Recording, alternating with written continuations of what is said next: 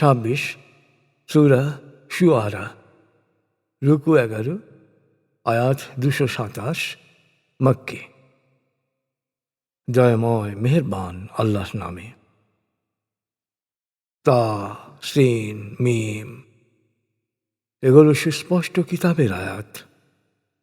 হে নবী, ওরা বিশ্বাস স্থাপন করছে না বলে দুঃখ ভারাক্রান্ত হয়ে তুমি কি প্রাণ বিসর্জন দেবে? আমি ইচ্ছে করলে আকাশ থেকে এমন নিদর্শন নাজিল করতে পারি যার সামনে ওরা মাথা নত করে ফেলবে। ওদের কাছে যখনই দয়াময়ের কোনো নতুন উপদেশ আসে তখন ওরা তা প্রত্যাখ্যান করে। ওরা সত্য অস্বীকার করেছে আর সত্য নিয়ে উপহাস করছে। সময় এলেই বুঝতে পারবে ওরা কি নিয়ে হাসি তামাশা করেছে। ওরা কি জমিনের দিকে তাকিয়ে একবারও ভাববে না কত চিত্তহারী প্রাণ আমি সেখানে বিকশিত করেছি? নিশ্চয়ই এর মধ্যে সুস্পষ্ট নিদর্শন রয়েছে, কিন্তু ওদের অধিকাংশই তা মানতে প্রস্তুত নয়। নিশ্চয়ই তোমার প্রতিপালক মহাপরাক্রমশালী, পরম দয়ালু। স্মরণ করো, তোমার প্রতিপালক যখন মূসাকে ডেকে বললেন, হে মূসা, তুমি দুরাচারী ফিরআউনের সম্প্রদায়ের কাছে যাও, জিজ্ঞেস করো ওরা কি আল্লাহ সচেতন হবে না? তখন মূসা বলেছিল, হে আমার প্রতিপালক, আমার আশঙ্কা হচ্ছে ওরা আমাকে মিথ্যাবাদী বলে প্রত্যাখ্যান করবে। তখন আমার অন্তর সংকুচিত হবে, কণ্ঠের জড়তা বেড়ে যাবে। তাই আপনি হারুনকে ওহী পাঠান। তাছাড়া আমার বিরুদ্ধে গুরুতর অভিযোগ রয়েছে। আমার ভয় হয় ওরা আমাকে হত্যা করবে। আল্লাহ বললেন, না, কখনো নয়, ওরা তা পারবে না। তোমরা দুজনই আমার নিদর্শন নিয়ে যাও, আমি তোমাদের সাথেই থাকব, তোমাদের কথাও শুনব। তোমরা ফিরআউনের কাছে গিয়ে বলো, আমরা মহাবিশ্বের প্রতিপালকের রসূল, তাই আমাদের সাথে বনী ইসরায়েলকে যেতে দাও। ফিরআউন বলল, আমরা কি তোমাকে শৈশবে আমাদের মধ্যে সযত্নে লালন পালন করিনি? তুমি কি জীবনের একটা বর্ণাঢ্য সময় আমাদের মধ্যে কাটাওনি? তারপরও তুমি খুনের মতো গুরুতর অপরাধ করেছ। তুমি চরম অকৃতজ্ঞ। মূসা জবাবে বলল, যখন আমি অজ্ঞ ছিলাম তখন আমি এই ভুল কাজটি করেছি, আর তোমাদের ভয়ে ভীত হয়ে পালিয়ে গেছি। এরপর আমার প্রতিপালক আমাকে প্রজ্ঞা দান করলেন ও রসূলদের অন্তর্ভুক্ত করলেন। আর আমার প্রতি যে অনুগ্রহের কথা বলছ তা কি বনী ইসরায়েলকে দাসে পরিণত করার ফলশ্রুতি নয়? ফিরআউন তখন জিজ্ঞেস করল, মহাবিশ্বের প্রতিপালক আবার কে? মূসা বলল, তিনি মহাকাশ ও পৃথিবী এবং এর ভেতরে যা কিছু আছে সব কিছুর প্রতিপালক। যদি মুক্ত মনে বুঝতে চেষ্টা করো তাহলেই তোমরা বুঝতে পারবে। ফিরআউন তার পারিষদদের লক্ষ্য করে বলল, সে কি বলছে, তোমরা তা শুনেছ? মূসা বলল, তিনি তোমাদের ও তোমাদের পূর্বপুরুষ সবারই প্রতিপালক। ফিরআউন পারিষদদের উদ্দেশ্যে বলল, তোমাদের এই রসূল যে দাবি করছে রসূল রূপে প্রেরিত হয়েছে সে তো মনে হয় বদ্ধ পাগল। মূসা বলে চলল, তিনি পূর্ব ও পশ্চিম এবং এই দুইয়ের মাঝে যা কিছু আছে সব কিছুর প্রতিপালক। যদি তোমরা তোমাদের বিচার বুদ্ধি প্রয়োগ করতে তবে তা বুঝতে। ফিরআউন বলল, হে মূসা, তুমি যদি আমার বদলে অন্য কাউকে উপাস্য হিসেবে গ্রহণ করো তবে আমি নিশ্চয়ই তোমাকে কারাগারে অন্ধকূপে নিক্ষেপ করব। মূসা বলল, সত্যের প্রমাণ হিসেবে যদি আমি কোনো সুস্পষ্ট নিদর্শন দেখাই তারপরও? ফিরআউন বলল, তুমি যদি সত্যবাদী হও তবে নিদর্শন হাজির করো। তখন মূসা তার লাঠি নিক্ষেপ করল, সাথে সাথে তা হয়ে গেল এক অজগর সাপ। তারপর বগলের ভেতর থেকে হাত টেনে বের করল। দর্শকদের কাছে মনে হল তা শুভ্র সমুজ্জ্বল। ফেরাউন তখন তার পারিষদদের বলল, এ তো এক ওস্তাদ জাদুকর দেখছি। তার জাদুর শক্তি দিয়ে তোমাদের দেশ থেকে তোমাদেরকে তাড়িয়ে দিতে চায়। এখন তোমরা কি করবে বলো? পারিষদরা পরামর্শ দিল, মূসা ও তার ভাইকে অপেক্ষার অনিশ্চয়তায় রাখুন। সকল নগরে ঘোষক পাঠিয়ে দিন, তারা সকল দক্ষ জাদুকরকে আপনার কাছে হাজির করুক। এভাবে ঘোষণা দিয়ে নির্দিষ্ট দিনে জাদুকরদের একত্র করা হলো। জনগণকেও বলা হলো, তোমরাও সমবেত হও, যাতে জাদুকরেরা জিতলে আমরা উল্লাস করতে পারি। নির্দিষ্ট দিনে জাদুকরেরা উপস্থিত হয়ে ফেরাউনকে বলল, বিজয়ী হলে আমরা বড় পুরস্কার পাব তো? ফেরাউন বলল, অবশ্যই, বিজয়ী হলে তোমরা আমার ঘনিষ্ঠদের মধ্যে সামিল হবে। মূসা জাদুকরদের বলল, তোমাদের যা দেখানোর দেখাও। তারপর ওরা ওদের লাঠিসোঁটা দড়ি দ্বারা নিক্ষেপ করল ও বলল, ফেরাউনের ইজ্জতের শপথ, আমরাই বিজয়ী হব। এরপর মূসা তার লাঠি নিক্ষেপ করল, আর অমনি তা জাদুকরদের সৃষ্ট ভেলকিগুলোকে খেয়ে ফেলল। তখন জাদুকরেরা সিজদায় লুটিয়ে পড়ল, বলল, মহাবিশ্বের প্রতিপালকের উপর আমরা বিশ্বাস স্থাপন করলাম, যিনি মূসা ও হারুনেরও প্রতিপালক।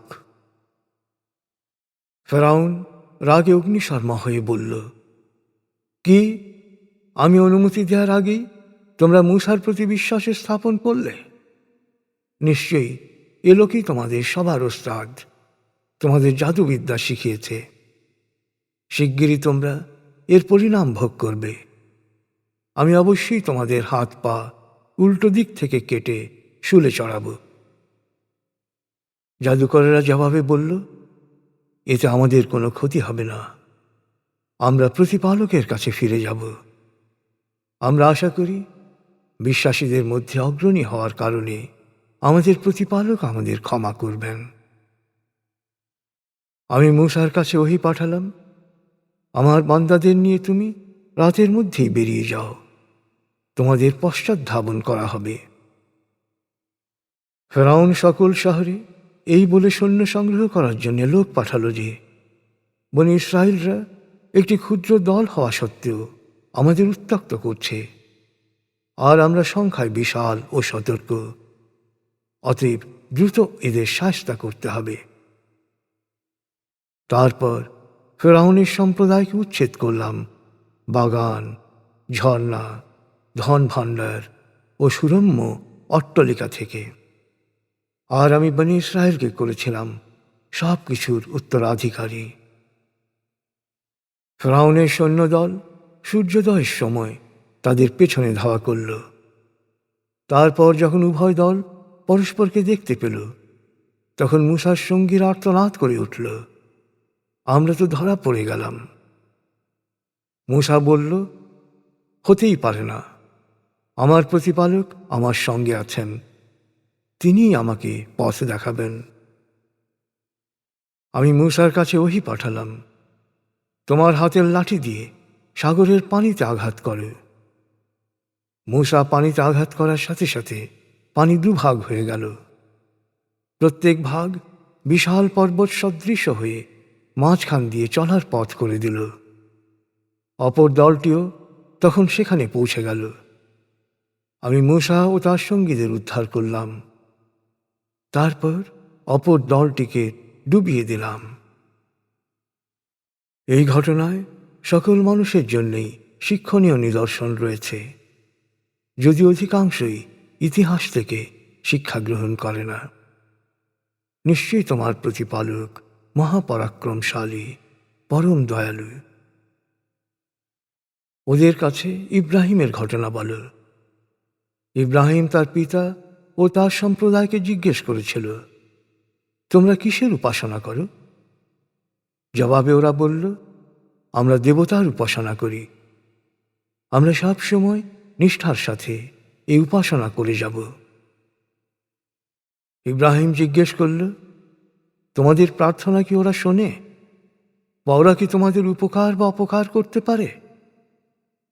ওরা বলল, না, তবে আমরা আমাদের বাপ দাদাদেরও এভাবেই করতে দেখেছি। ইব্রাহিম জিজ্ঞেস করল, তোমরা এবং তোমাদের পূর্বপুরুষরা কখনো ভেবে দেখেছ কি কিসের উপাসনা করছ?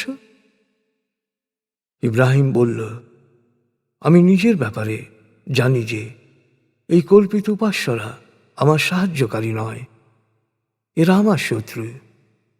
মহাবিশ্বের প্রতিপালকই আমার সাহায্যকারী। তিনি আমাকে সৃষ্টি করেছেন, তিনি আমাকে সত্য পথ দেখিয়েছেন, তিনি আমাকে খাবার ও পানীয় দান করেন। অসুস্থ হলে তিনি আমাকে সুস্থ করেন।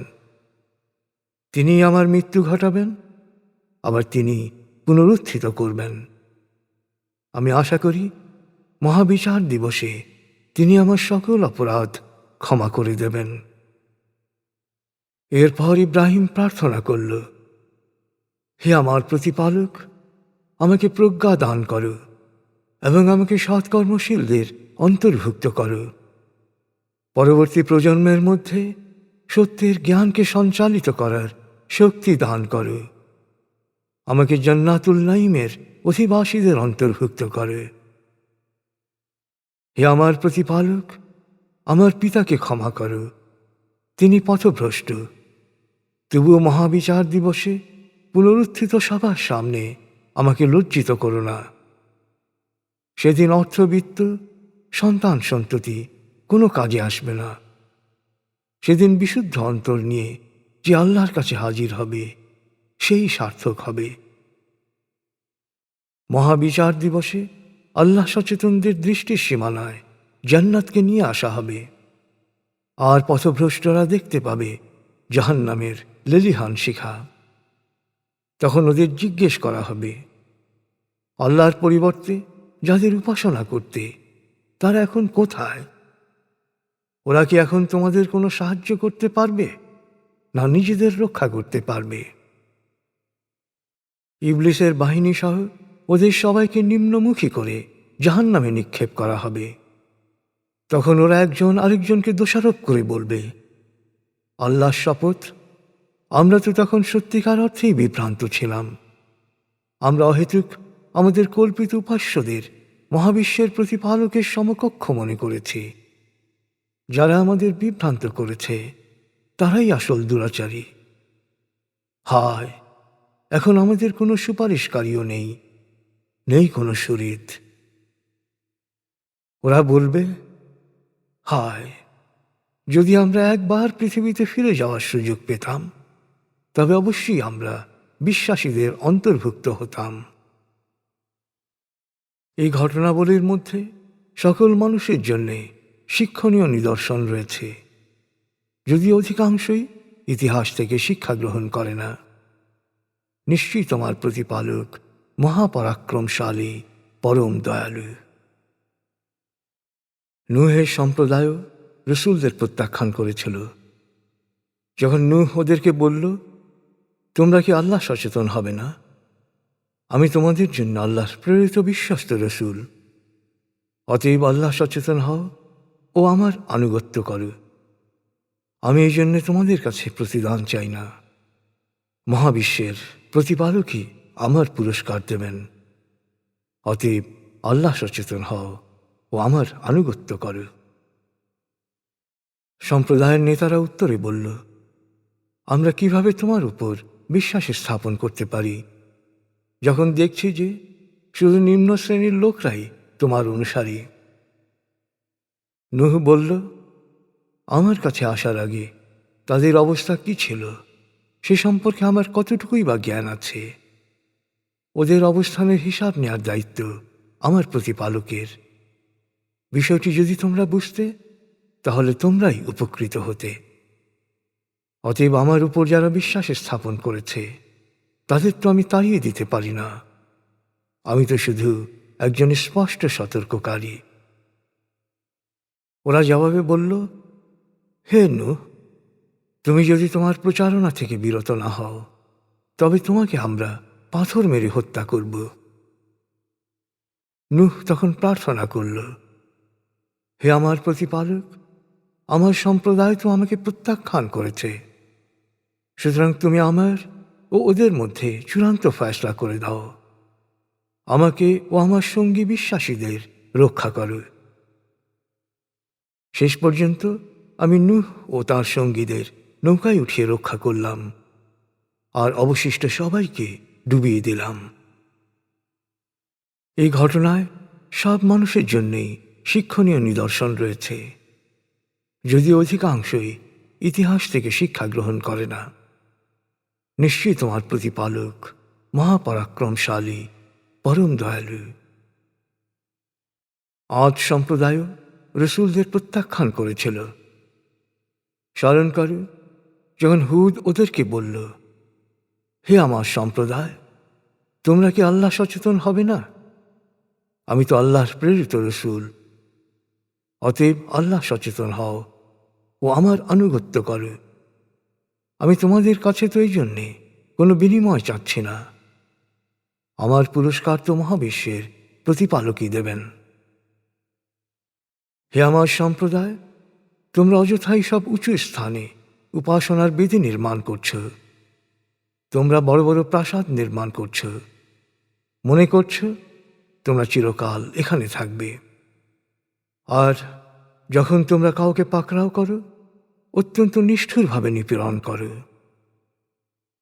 হে আমার সম্প্রদায়, তোমরা আল্লাহ সচেতন হও এবং আমার আনুগত্য করো। সচেতন হও সেই মহান সত্তার, যিনি তোমাদের পর্যাপ্ত দিয়েছেন। তিনি তোমাদের দিয়েছেন পর্যাপ্ত গবাদি পশু, সন্তান সন্ততি, বাগান ও প্রবাহিত ঝর্ণা। মহাবিচার দিবসে আমি তোমাদের জন্য কঠিন শাস্তির আশঙ্কা করছি। ওরা বলল, তুমি উপদেশ দাও বা না দাও, আমাদের জন্য সবই সমান। আমরা তো আমাদের বাপদাদাদের ধর্মই অনুসরণ করছি, আমাদের শাস্তি পাওয়ার প্রশ্নই ওঠে না। শেষ পর্যন্ত ওরা হুদকে প্রত্যাখ্যান করল, আমি ওদেরকে নিশ্চিহ্ন করলাম। এতে অবশ্যই সকল মানুষের জন্যেই শিক্ষণীয় নিদর্শন রয়েছে, যদিও অধিকাংশই ইতিহাস থেকে শিক্ষা গ্রহণ করে না। নিশ্চয়ই তোমার প্রতিপালক মহাপরাক্রমশালী, পরম দয়ালু। সামুদ সম্প্রদায়ও তাদের রসুলদের প্রত্যাখ্যান করেছিল।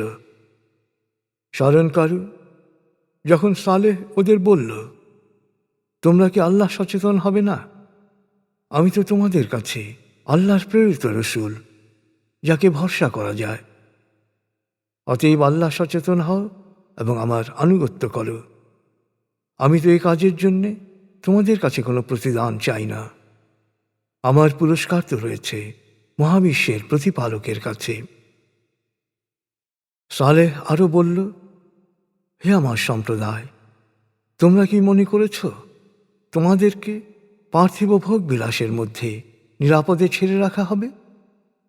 এই অঙ্কুরিত খেজুর বাগান, ঝর্ণা ও ফসলের ক্ষেতের মধ্যে নিশ্চিন্তে সময় কাটাবে? তোমরা দক্ষতার সাথে পাহাড় কেটে নির্মাণ করেছ বাড়িঘর, এখানে কি তোমরা চিরকাল থাকতে পারবে? অতএব হে আমার সম্প্রদায়, তোমরা আল্লাহ সচেতন হও ও আমার আনুগত্য করো। আর যারা পৃথিবীতে শান্তির পরিবর্তে অশান্তি ও ফাসাদ সৃষ্টি করে, সেই সীমালঙ্ঘনকারীদের অনুসরণ করো না। সম্প্রদায়ের নেতারা বলল, হে সালেহ, তুমি তো জাদুগ্রস্তদের একজন, তুমি তো আমাদের মতোই মানুষ। তোমার বক্তব্যে তুমি সত্যবাদী হলে তার নিদর্শন পেশ করো। সালেহ বলল, দেখো এই উটনি এবং তোমরা পালাক্রমে পানি পান করবে নির্দিষ্ট দিনে। এর কোনো ক্ষতি করো না। যদি কোনো ক্ষতি করো, তবে ভয়ানক আযাব নেমে আসবে। কিন্তু ওরা উটনিকে নির্মমভাবে হত্যা করল, পরিণামে ওদের অনুতপ্ত হতে হল। কারণ ভয়ানক আযাব ওদের গ্রাস করল। নিঃসন্দেহে এই ঘটনায় সকল মানুষের জন্যেই শিক্ষণীয় নিদর্শন রয়েছে, যদি অধিকাংশই ইতিহাস থেকে শিক্ষা গ্রহণ করে না। নিশ্চয়ই তোমার প্রতিপালক মহাপরাক্রমশালী, পরম দয়ালু। লূতের সম্প্রদায়ও রসূলদের প্রত্যাখ্যান করেছিল। স্মরণ করো যখন লূত ওদের বলল, তোমরা কি আল্লাহ সচেতন হবে না? আমি তো তোমাদের জন্যে আল্লাহর প্রেরিত রসূল, যার উপর ভরসা করা যায়। অতএব তোমরা আল্লাহ সচেতন হও এবং আমার আনুগত্য করো। আর আমি এই কাজের জন্য তো তোমাদের কাছে কোনো বিনিময় চাচ্ছি না। আমার পুরস্কার তো আছে মহাবিশ্বের প্রতিপালকের কাছে। লূত গভীর মর্মপীড়া নিয়ে বলল, হে আমার সম্প্রদায়, সকল সৃষ্টির মধ্যে শুধু তোমরাই পুরুষের সঙ্গে উপগত হও, অথচ তোমাদের প্রতিপালক তোমাদের জন্যে যে স্ত্রীদের সৃষ্টি করেছেন তাদের পরিহার করো। তোমরা চরমভাবে সীমা লঙ্ঘন করেছ। সম্প্রদায়ের নেতারা বলল, হে লূত, থামো। তুমি যদি এসব কথা বলা থেকে বিরত না হও, তবে অবশ্যই তোমাকে দেশ ছাড়া করব। লূত বলল, আমি তোমাদের এই কুকর্মকে সমকামিতাকে ঘৃণা করি। তারপর লূত প্রার্থনা করল, হে আমার প্রতিপালক, আমাকে ও আমার পরিবারকে এই কুকর্মের পরিণতি থেকে রক্ষা করো। আমি লূত ও তার পরিবারকে রক্ষা করলাম পেছনে থেকে যাওয়া এক বৃদ্ধাকে ছাড়া। এরপর শাস্তি হিসেবে বর্ষণ করলাম কঙ্কর বৃষ্টি, ধ্বংস করে দিলাম পুরো জনপদ। কত ভয়ঙ্কর ও নিকৃষ্ট ছিল এই কঙ্কর বৃষ্টি! এই ভয়ঙ্কর পরিণতি সম্পর্কে আগেই সতর্ক করা হয়েছিল, কিন্তু ওতে ওরা কর্ণপাত করেনি। এই ঘটনার মধ্যে সব মানুষের জন্যেই শিক্ষণীয় নিদর্শন রয়েছে, যদিও অধিকাংশ মানুষই ইতিহাস থেকে শিক্ষা গ্রহণ করে না। নিশ্চয়ই তোমার প্রতিপালক মহাপরাক্রমশালী, পরম দয়ালু। আইকাবাসীরাও রসূলদের প্রত্যাখ্যান করেছিল। স্মরণ করো যখন শুআয়ব ওদের বলেছিল, তোমরা কি আল্লাহ সচেতন হবে না? আমি তো তোমাদের জন্যে আল্লাহর প্রেরিত রসূল, যার উপর ভরসা করা যায়। সুতরাং আল্লাহ সচেতন হও ও আমার আনুগত্য করো। আর আমি তোমাদের কাছে এই কাজের জন্যে কোনো বিনিময় চাই না। আমার পুরস্কার তো মহাবিশ্বের প্রতিপালকের কাছে। শুআয়ব ওদেরকে আরো বলল, তোমরা মাপ পূর্ণ মাত্রায় দেবে, মাপে কাউকে কম দেবে না। সঠিক দাঁড়িপাল্লায় ওজন করবে, ন্যায্য পাওনা অধিকার থেকে কাউকে বঞ্চিত করবে না। জমিনে ফাসাদ ও বিপর্যয় সৃষ্টি করবে না। আর আল্লাহ সচেতন থাকো, যিনি তোমাদের ও তোমাদের বাপদাদাদের সৃষ্টি করেছেন। সম্প্রদায়ের নেতারা বলল, হে শুআয়ব, তুমি নিঃসন্দেহে জাদুগ্রস্তদের একজন। তুমি তো আমাদেরই মতো একজন মানুষ। আমরা মনে করি তুমি এক মিথ্যাচারী। যদি তা না হও, যদি তুমি সত্যবাদী হয়ে থাকো, তবে আকাশের একটি অংশ আমাদের উপর ফেলার ব্যবস্থা করো।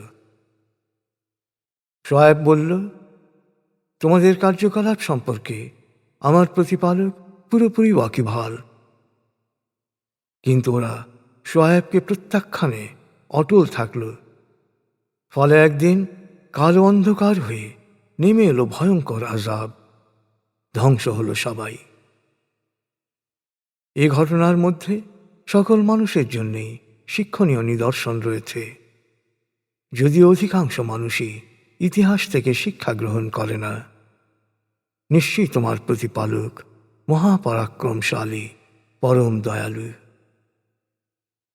নিশ্চয়ই কোরআন মহাবিশ্বের প্রতিপালকের কাছ থেকে জিবরাইলের মারফত তোমার হৃদয়ে নাজিল হয়েছে, যাতে হে নবী, তুমি সতর্ককারীদের একজন হতে পারে। কোরআন নাজিল করা হয়েছে সুস্পষ্ট আরবি ভাষায়। অবশ্যই পূর্ববর্তী কিতাবসমূহে এর উল্লেখ আছে। আর মক্কাবাসীদের জন্যে এটা কি এর সত্যতার একটি প্রমাণ নয় যে বনি ইসরায়েলের জ্ঞানী ব্যক্তিরাও এ সম্পর্কে অবগত আছে? কিন্তু সত্য অস্বীকারীরা এতটাই হঠকারী যে এই কোরআন যদি কোনো অনারবের উপর নাজিল করতাম এবং সে পরিষ্কার আরবিতে তেলাওয়াত করত, তারপরও ওরা বিশ্বাস করত না। পাপে নিমজ্জিতদের অন্তরে সত্যের প্রতি কর্ণপাত না করার অভ্যাস সৃষ্টি হয়। আসলে ভয়ঙ্কর আযাব প্রত্যক্ষ না করা পর্যন্ত ওরা বিশ্বাস করে না। আর এই ভয়ঙ্কর আযাব অকস্মাৎ আপতিত হয় ওদের ওপর। তখন ওরা আর্তনাদ করে বলে, আমাদেরকে কি একটা সুযোগ দেয়া হবে না? তবে কি ওরা আমার শাস্তি ত্বরান্বিত করতে চায়? তোমরা কি কখনো ভেবে দেখেছ, আমি যদি ওদের দীর্ঘকাল ভোগ বিলাসে থাকতে দেই এবং তারপর হঠাৎ করেই আমার শাস্তি ওদের উপর আপতিত হয়, তখন এই বিলাস উপকরণ ওদের কোনো কাজে আসবে? ইতিহাসের দিকে তাকাও। সতর্ককারী না পাঠিয়ে আমি কখনো কোনো জনপদ ধ্বংস করিনি। এই কোরআন তোমাদের জন্য উপদেশ ও সতর্কবাণী। আমি কখনো অন্যায় করতে পারি না।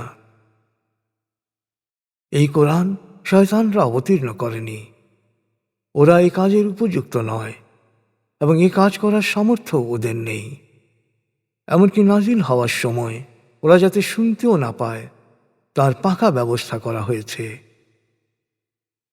অতএব হে মানুষ, আল্লাহর সাথে আর কোনো উপাস্যকে শরিক করো না, করলে পরকালে কঠিন শাস্তি পাবে। হে নবী, প্রথমে তুমি তোমার আত্মীয় স্বজনকে সতর্ক করো। তোমার অনুসারী বিশ্বাসীদের প্রতি বিনয়ী ও সদয় হও। আর তারা যদি তোমাকে অমান্য করে তবে তাদেরকে বলবে, তোমাদের কাজের দায় দায়িত্ব তোমাদের, আমি এ থেকে দায় মুক্ত। হে নবী, মহাপরাক্রমশালী পরম দয়ালুর উপর তুমি ভরসা রাখো। তুমি যখন নামাজে দাঁড়াও বা সেজদাকারীদের সাথে উঠা বসা করো, তখনও তিনি লক্ষ্য রাখেন। তিনি সব কিছু শোনেন, সব কিছু জানেন। হে মানুষ, তোমাদেরকে কি আমি জানাবো শয়তান কাদের উপর সওয়ার হয়? শয়তান সওয়ার হয় ঘোর মিথ্যাবাদী ও দুরাচারীদের উপর। আর যারা কান কথা শোনে ও কান কথা ছড়ায়, ওদের অধিকাংশই মিথ্যাচারী। যারা কবিদের অনুসরণ করে তারা বিভ্রান্ত হয়, কারণ কবিরা অনেক সময়ই কল্পরাজ্যে হারিয়ে গিয়ে আত্মপ্রবঞ্চনার শিকার হয়। তোমরা কি দেখো না, ওরা লক্ষ্যহীনভাবে ঘুরে বেড়ায়, আর তারা যা বলে তা তারা অনুসরণ করে না। অধিকাংশ কবির স্বভাবই এমন। অবশ্য যারা বিশ্বাস করে এবং সৎকর্ম করে এবং স্বীয় কবিতায় সত্য প্রকাশের মধ্য দিয়ে বেশি বেশি আল্লাহকে স্মরণ করে এবং অত্যাচারিত হওয়ার পর প্রতিবাদী কবিতা দ্বারা তা প্রতিহত করে, তারা বিভ্রান্ত নয়। তারা বিশ্বাস করে যে জালেমরা সময় এলেই জানতে পারবে তাদের পরিণতি কত করুণ।